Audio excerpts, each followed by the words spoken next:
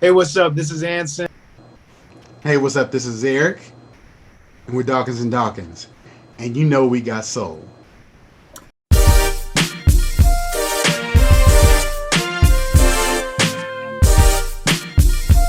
I always like to start off with this question for the both of you guys. You guys can answer it collectively or individually, but what's a song in your guys' catalog that when you look back at, you're just like, that's the one?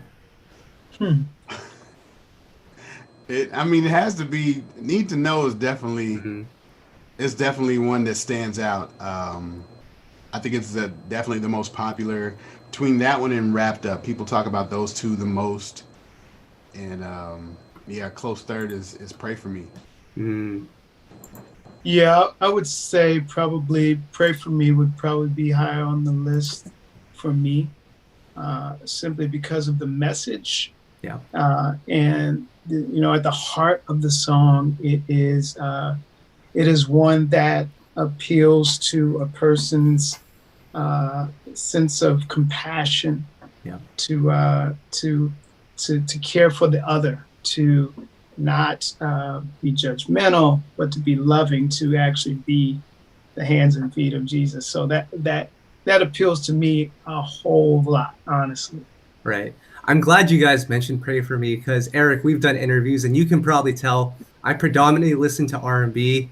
I don't Yeah. really listen to a lot of gospel, but I remember listening to that song when it came out, and that was at a time when R&B was like super weird, and I didn't really like a lot of the stuff that was out. But I follow your music, I follow your writing, so I was like, let me see what Eric's doing with Dawkins and Dawkins right now, and I hit that song, and it reminded me so much of the work that you did with the Underdogs, like just Yeah. melodically and just how that song was put together. So I mean, I gotta say, for that reason alone, like that's my pick for you guys as well. That's Yeah. awesome. Okay. I mean, the crazy part is, fun fact, that song I actually created that song. The start of that song was before I even moved to LA. Wow. That Yeah, was years ago. That song is probably now what, almost 20 years old. Wow. yeah, So yeah. when we put it out, it was close to 15. It was probably 12, 13 years old then. Right. Yeah, it was before my underdog days and everything. So that just kind of, Yep. that was just the type of music that we liked. So Yeah. kind of flowed out like that. Right. So, of course, you guys got the new single out, "In My Feelings," and when I listen to this record, it's the message is still the message, but just sonically, it sounds like R&B today, but with your Yeah. guys' twist on it. Just talk about the approach with that record. I think the approach for that song was for us to be able to exist in the same lane that we've always been in. Yeah. Not wanting to be, we're not traditional by any sense Right. of the word, but we like to package our message to a point where the young people that are listening to trap or hip hop or anything could listen to it and maybe not get the message the first time, but as they listen to it, they figure, oh wow, wait a minute, Yeah. Right. this is saying something different than all the rest of the stuff. So it's just our way of packaging things to appeal to a broader audience and not preach to the church. Right.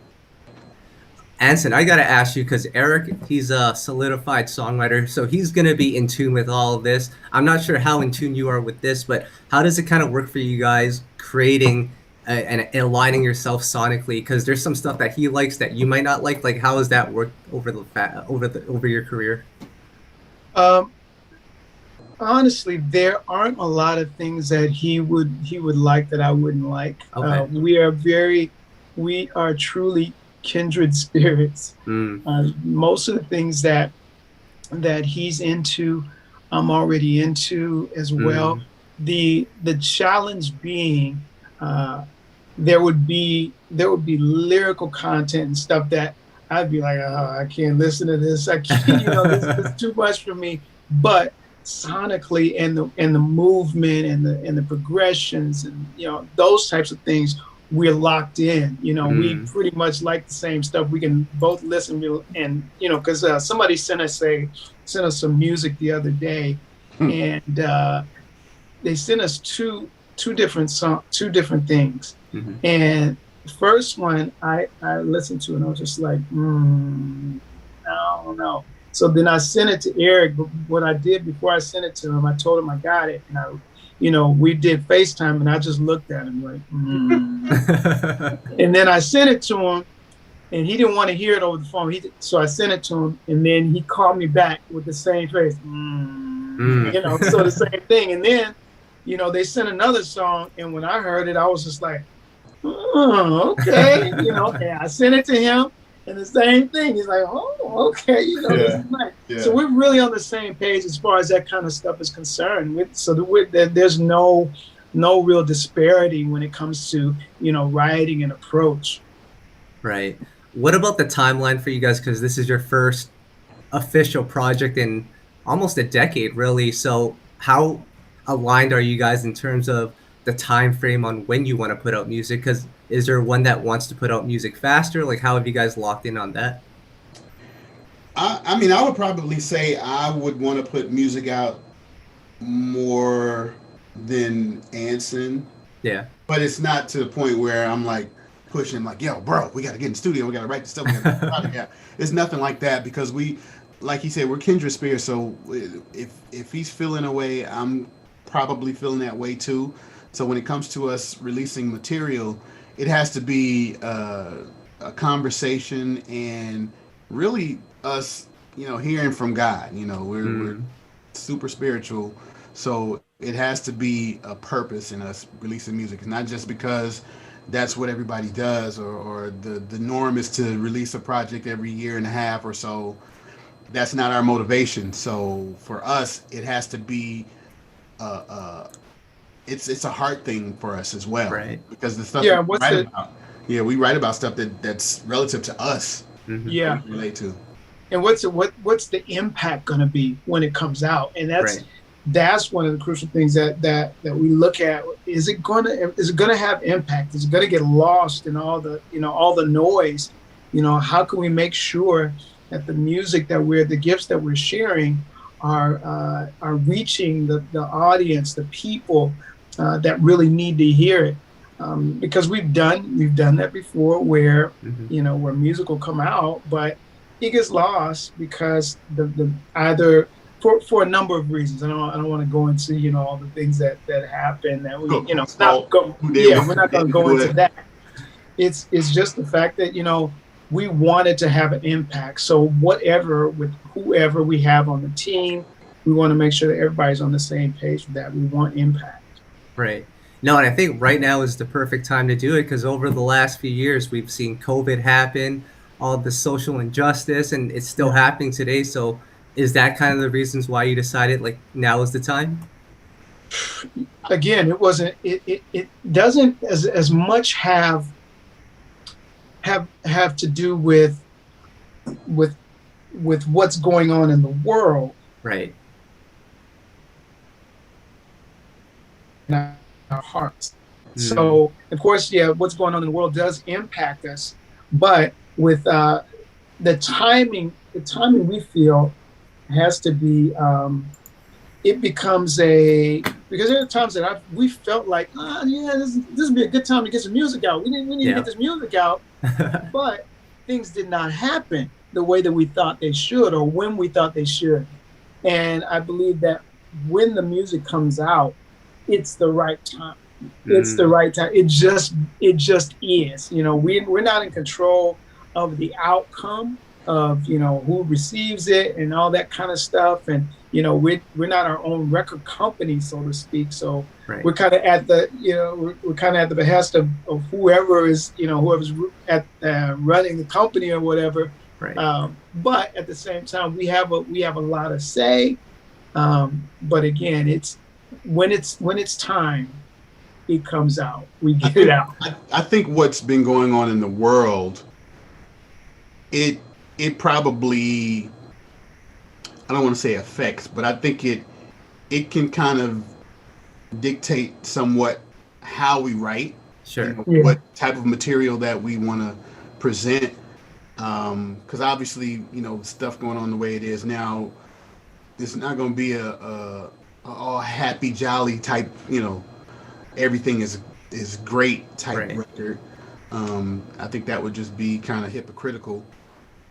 But what we do is make sure that we listen, we pay attention, Hmm. and not so that we'll sound like the stuff that's on right now. And I think I said this to you before. I was like, I've never been the type to listen to the radio and see what's hot right now. Yeah. Try to write like that. We literally, like we said, it's a heart thing with us. Like we feel what we write, and they're 9 times out of 10. And this is so crazy even when I say it. 9 times out of 10, the things that we write end up going on our project. It's like Right.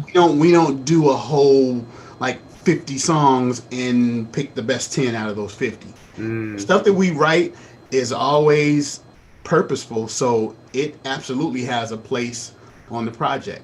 So, Right. yeah. That's awesome. So you've got the new project coming out soon. Never Gets Old. I'm gonna ask both of you guys, what excites you about putting this body of work out? Again, the timing.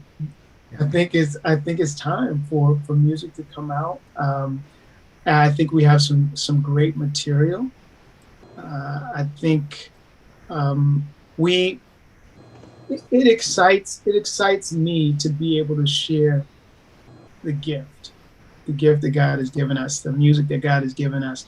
That's like a reward to us. Mm-hmm. It's like a reward. We get to share like parents, with kids, the enjoyment that we get from giving gifts to our kids, is the same kind of enjoyment that we get with sharing the gift of our music with our friends, with the fans. We are just elated to be able to share that, and hoping that they receive it in the way that we give it, but we're not in charge of that. Right. Because sometimes my kids, I gave gifts, they were like, what is that? Right. So I'm not in charge of. But one thing that excites me is the excitement of the fans. Yeah. Mm. That that's really excites me, because we've been, kind of labeled as one of those groups that has a cult following. Yeah. And the people that follow us regardless of what we're doing, whether we put a record out next year or 5 years from now, they're going to follow us.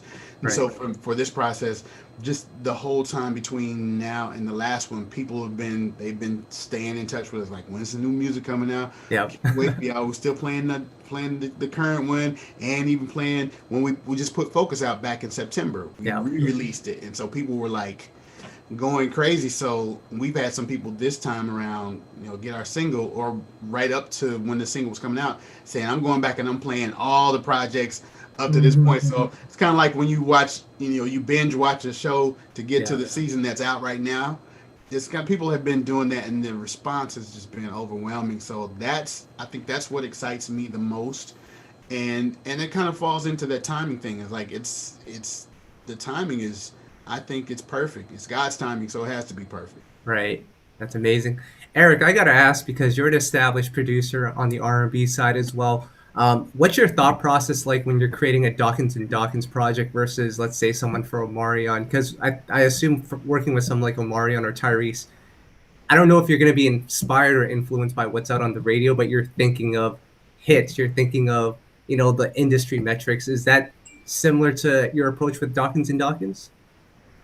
I think my approach is pretty much the same all the way around, other than the lyrical content. That's literally the only difference, because sonically, I'm going to do the same things for Tyrese that I do for Dawkins and Dawkins. I'm going to do the same things for Omarion that I do for Dawkins and Dawkins. And they even hear it, like when I'm working with them, they know the Dawkins sound. Yeah. So they a lot of times will even mention that, giving them that they want that Dawkins sound.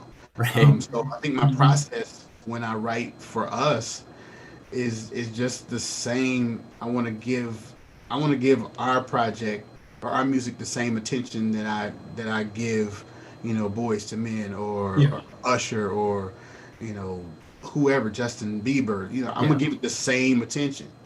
So it's just the lyrical content that's a little different. Gotcha. Anson, I gotta ask, with this project that you guys worked on, and of course this spans for the last couple of years, but with COVID happening, a lot of what you guys did was probably done virtually as opposed to in person. Like, take me through that, because I think that's probably different for you guys, especially since you guys have been doing this for a long time. Yeah, we kind of we were able to do something that we've done before in smaller doses, smaller batches. Yeah. Where we would, we have some of the same equipment, and either I or Eric would, have a melodic idea or a lyric, and we'd, say, hey, sing a little voice memo, and then say, oh yeah, I like that, and start pulling it together. Or we have a track, and we start moving that direction, and he'll write a verse, and I'll sing him the hook, and he'll start working on the hook, and then I'll write a verse, or write two verses, or I'll write the bridge, or and there have been there are different ways we've done it, and then when we're ready to start really crunching down on the vocals, he'll do his stuff. Either he'll do his stuff normally first, and then I hear kind of where he's going, and then I'll do another verse based on some of the stuff that he's doing, and kind of do it in my way. And then I'll send it, and we'll kind of go back and forth. Well, I like this. Okay, well, let's try this. Let's do this. Let's do that.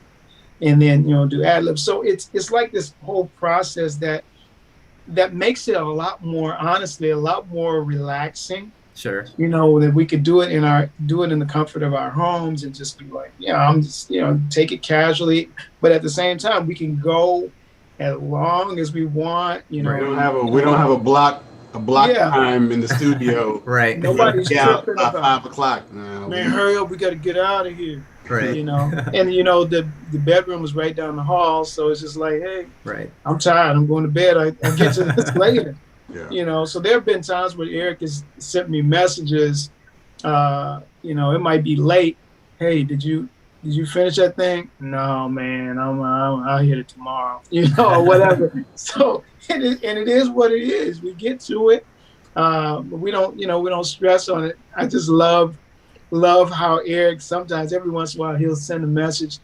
Oh man, I'm gonna write this verse now. I'm gonna write this. Gotta light that fire, because he knows I will write the entire song. Right. Yeah, and it'll be like, always there are times when we can write entire songs, either one of us, and it's just not the same as if it's not that it's not good. It's not that it's not fire, but it's just not the same, because we just kind of think a little bit differently, and just like it complements so much.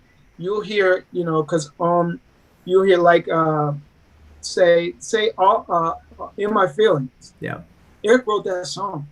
Mm-hmm. Eric wrote that song. I heard the song. I was like, oh, I love this song. Let's we need to be doing this song. Right. And so, at the same time, on the last project, Come and Feel Me, I wrote that song. And he was like, oh, we need to do this song.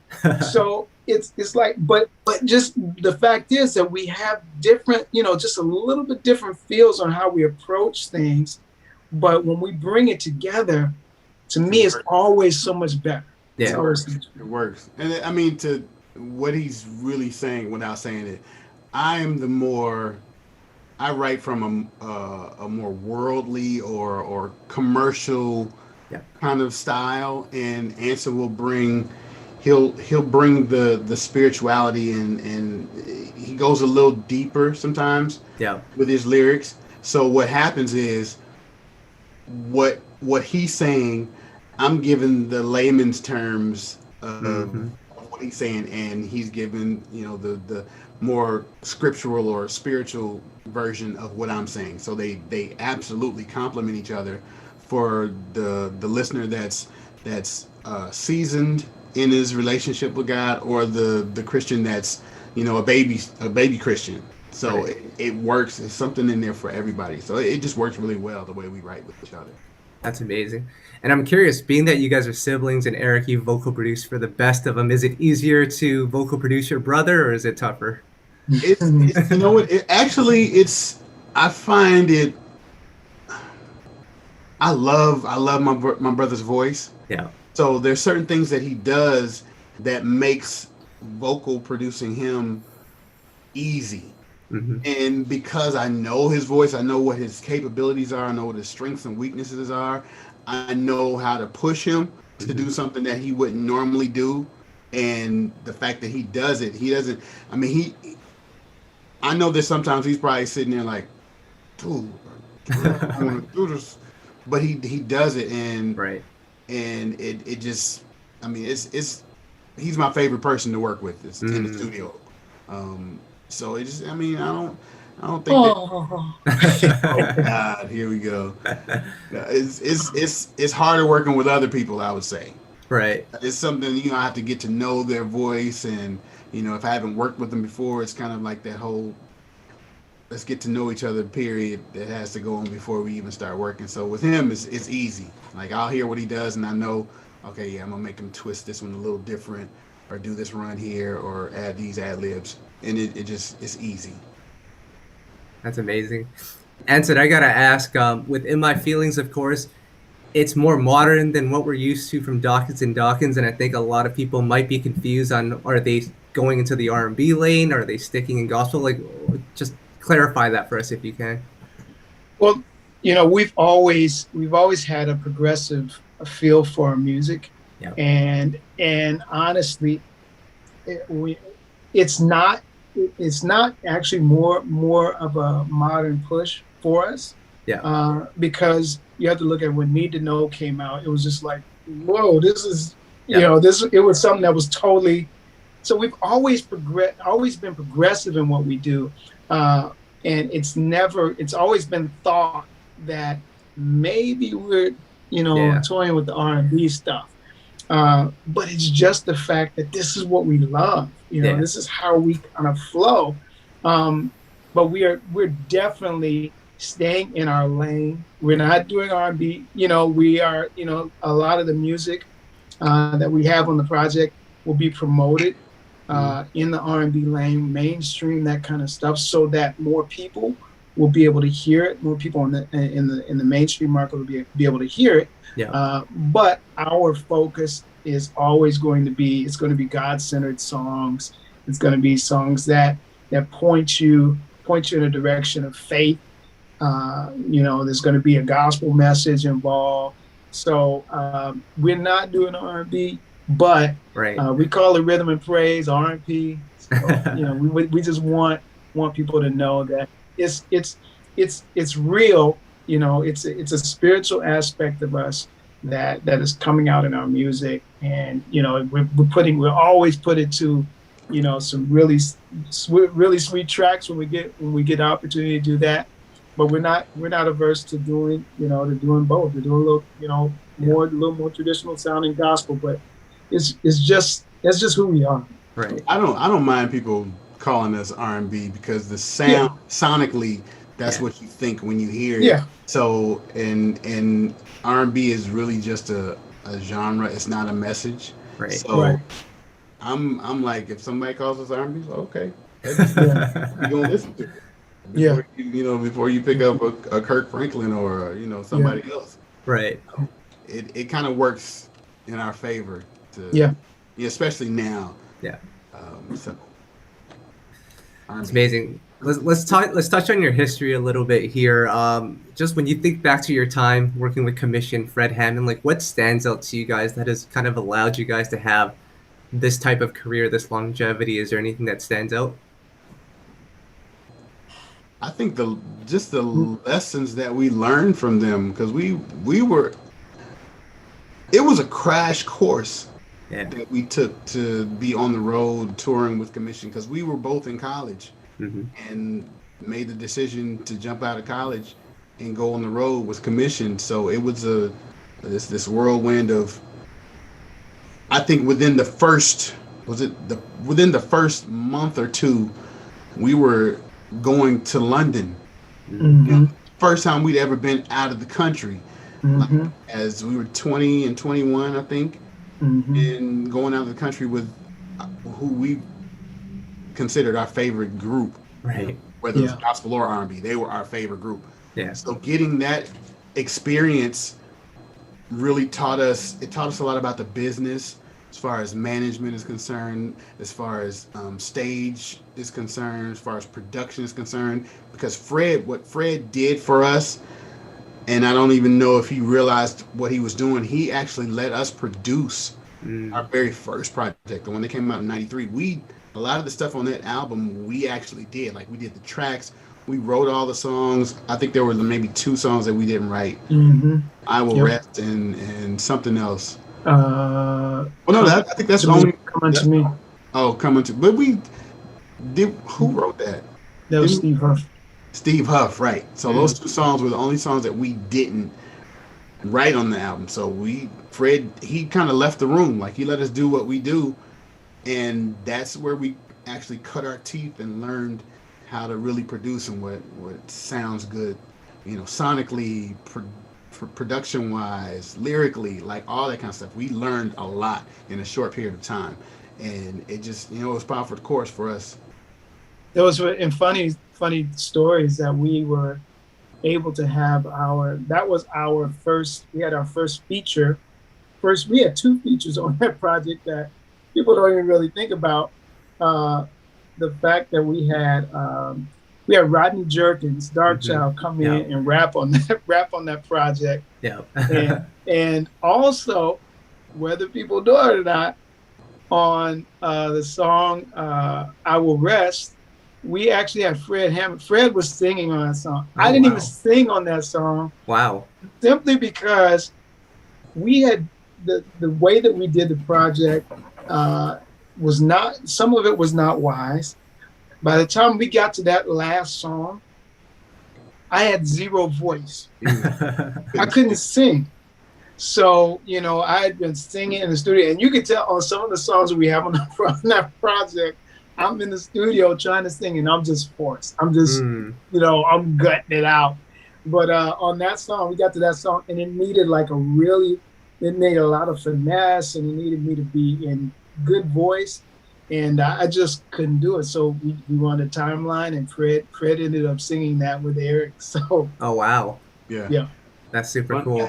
I want to fast forward here. Obviously, Eric, I know about your history with the Underdogs, but I was looking at the credits for Tyrese's I Want to Go There album, and Anson, you're in the credits as well, and I found that surprising just because, Eric has continued on in his, journey in R&B, but that's kind of where it stopped for you, maybe a couple more credits after that.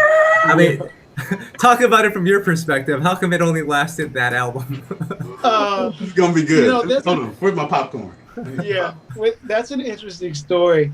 And I think about that from time to time, because what had happened was I was in the studio working with those guys and writing on those songs and everything, and I was all gung ho, and the way that I grew up, the way that we grew up, there was a lot of what we call legalism. And that legalism prompted some weird responses in certain situations, which let me explain this. There were songs that were going in a particular direction that were a little risque for me. And I was just like, I don't want to be involved with this. I don't want to be involved. So it was very strange, and I talked to a few people about this, and even Eric knows this. It wasn't wise, and this is something it was really dumb. Honestly, it was really dumb. When we got to the place where we were like, hey, Harvey Mason Jr., called, and he was like, hey, we need to, we need to do the splits on these songs. And I was like, no, I'm not involved. I'm not involved. I don't want to be involved. I do not want to be involved. So it was so weird to feel like, this was like, I was being absolved of something, of being involved with this thing Hmm. that I felt was like, no, I don't want to be known for this Right. because of what the song was saying, what the song was doing. And when Eric got his first check, I was like, oh man, wait a minute. Wait a minute. What did I do? What did I do? His royalties are like killing. This song is so big. But it was a lesson learned. And, anytime I get a chance to tell that story, let people know, it's just, that doesn't make sense at all. Yeah. For you to put the work in, to be in the studio these hours and do this stuff, and then not take the credit for doing what you did. You did it. I mean, it's like you may as well get paid for it. So, I think I even asked him, I was like, "Are you sure?" Like, yeah. I mean, it was one of those things that it wasn't wisdom. Honestly, it wasn't wisdom, and I'm willing to say that now. It was very dumb.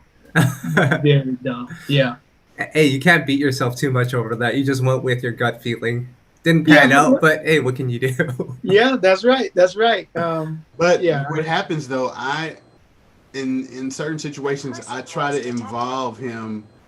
I'm like, bro, I'm writing for such and such. Yeah. Why don't you give me a verse or something? Yeah. And make sure he's getting stuff here and there. Yeah. Because I knew, without even saying it, I knew that when he saw like the royalties and stuff coming in, he was feeling some kind of like probably kicking himself. It was, and it wasn't a thing of, wow, I'm missing out on a lot of money.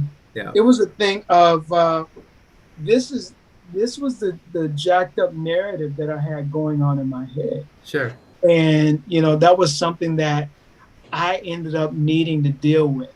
Mm-hmm. I ended up needing to work through so that I could be the writer and be the artist and be the producer and be the dad, be the man that I'm supposed to be, because who else am I supposed to influence? Who else can I share the story with? They can learn from my mistakes. Right. Anson, on that note then, how proud of you of your brother who, because I'm sure you can kind of live vicariously through what he did and his impact on the industry. Like, just talk about that. Man, it is such a blessing, honestly, and I put it in those terms. It's such a blessing to have and be able to talk about, my brother in those terms. That he's working on The Masked Singer. Oh, he's working on The Four. And, oh, he did this. He wrote this song, and I can hear him on this song. Listen, you heard that's him. All this kind of stuff, and it's such a great feeling to know that this is, because it's just us two. It's just me and my brother. So it's not like it's this big old. It's me and him. And I never have the feeling that, I could be doing that. I want to do that.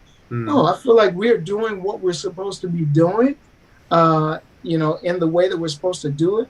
There are times when I have had opportunities to do certain things, and I've done that.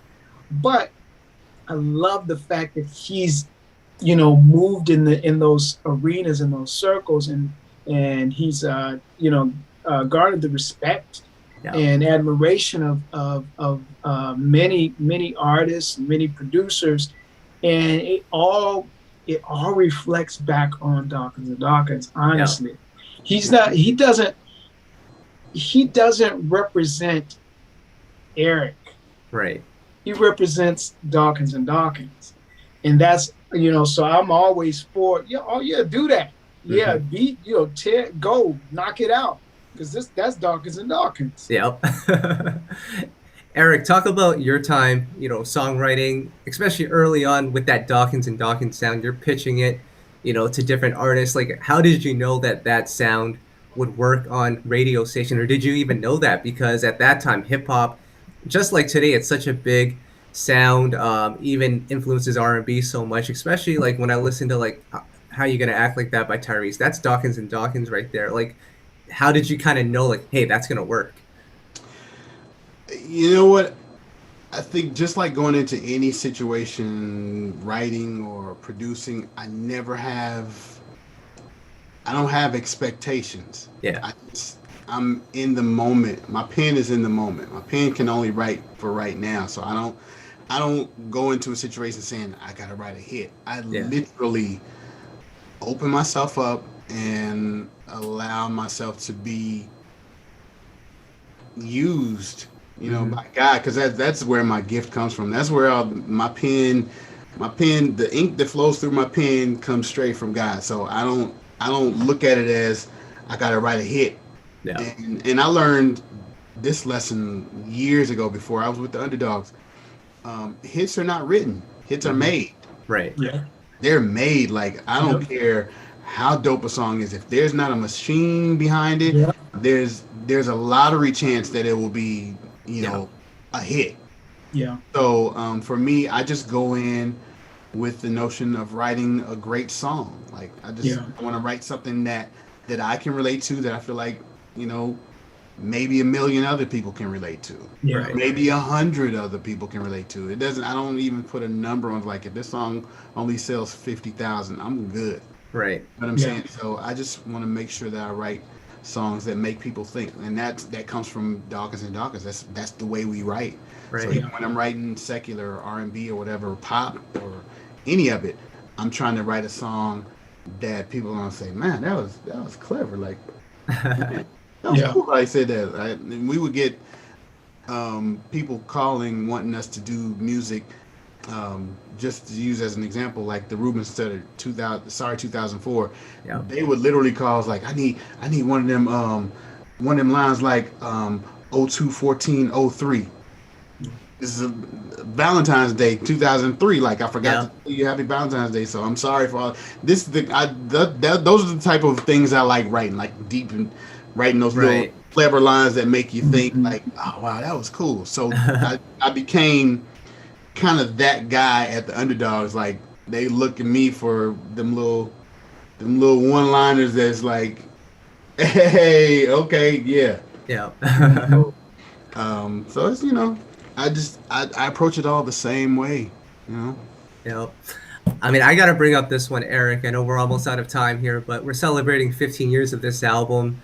And I just, I love this album. I love the work that you did on there. And that's Omarion's 21 album, Midnight, Just That Sexy, Do It. Yeah. Take me back to those songs if you can, because, like, those songs are hits, period. Man, when I tell you I had so much fun, and Omarion, he's still one of my good friends. Like, I love, when people ask, they always ask me, who are some of my favorite people to work with in the studio. Omarion always comes up because I love his work ethic.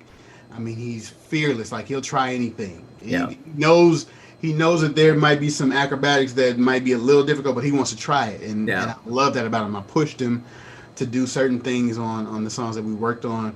But just his spirit was like awesome in the studio. So coming up with those songs with the guys, that was a joy. Like, Do It was one of the ones that I produced. The track and everything, like, I came up with the track in my room at the Underdog spot. Yeah. And everybody was coming by the room like, yo, what is that? What is that? It's like, it's just a little joint I'm working on. And so everybody started bringing their computers in the room so they could write on it, because they knew it was going to be one of those. Even though Omarion, when he was there, because Omarion would do this thing whenever we were listening to music, if we were playing tracks for him to see what his vibe was, if he starts dancing, he's like, okay, got it. So this was one, he heard it and he just started doing, some of his all the stuff that he would do, and we was like, okay, yeah, we got one with this one too. Right. But like, all the songs that we did on that record were just, I could listen to them right now and they're still dope. Like, so that process was really, really fun. Really fun. Yeah, I love just what you did on there. And finally, Eric, I gotta ask, because, like, every time I enter your Instagram live, you're playing something, whether it's new Dawkins and Dawkins music, whether it's, stuff that you're working on for other artists, or even old stuff in the vault, demos that you've played, unreleased songs. Yeah. I'm curious, like, what's in that hard drive, and will that stuff ever come out? Because I know there's some stuff you can't put out. There's some stuff that maybe you'll put out in the future. Like, I want to hear all of that at some point. I will say this. The position that Dawkins and Dawkins is, I believe, going to put me in Yeah. will be one that I'll be able to release a whole lot of music, because I wanted to make sure that Dawkins and Dawkins has always been a priority to me, because some years ago that I had spoken about releasing an R&B project of my own, the Eric Dion project, which I still have some stuff. There's a couple of songs that have been released. I've done, some covers. I did a tribute to James Ingram when he passed. So that's out. And another producer I worked with, Gordy Max, or Greg Mitchell Jr., Gordy Max. We did some songs, and he actually put a couple of them out, and they're R&B. So for me, it's just Dawkins and Dawkins is becoming a gateway for me to just, put some stuff out there, just open the floodgates and let me just put as much material, much content out there as possible. And there's, people know there's a line. Like if I can't play it for my mom and feel comfortable, probably not hear from me. So everything that I've done is stuff that my mom and dad have heard, and my dad is my biggest fan. So absolutely look for a lot of material, like stuff that I've played on here that's in the vault that nobody has yet. I'm gonna find a way to put it out, and because I'm in my position at the label as well, I have some leeway with putting material out and being able to market and promote it the right way. So definitely look for some material to come from Dawkins and Dawkins and Eric Dion. That's amazing stuff. Yeah, because I was on your live one day. You played the demo for "How Could You" by Mario. Some of those Tank records. I'm like, man, I gotta listen to that. I gotta hear it again. So I look forward to whatever you're putting out in the future. You as well, Anson. And I mean, I think that's it for me. Is there anything that you'd like to add? Man, just thank you for always supporting, man. You've been like, I followed you and just listening to the stuff that you say, and like you've interviewed a gang of my friends that I really appreciate and love the platform that you provide for people to tell their stories, because a lot of people wouldn't hear the studio stories that we have, and there's tons of them that we still haven't said. But thank you for being that platform. Absolutely appreciate it.